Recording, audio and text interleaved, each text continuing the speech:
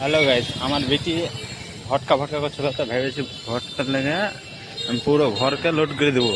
তো দেখা যাক ভটকা পাই কি না। সেই দেখো, আমার মেয়ের জন্য আমি কিন্তু ভটকা রেডি করছি। হ্যাঁ, আর এই আমার গুড্ডুটা ঘুমায়নি, এই যে দৌড়ে বেড়াচ্ছে। হুম,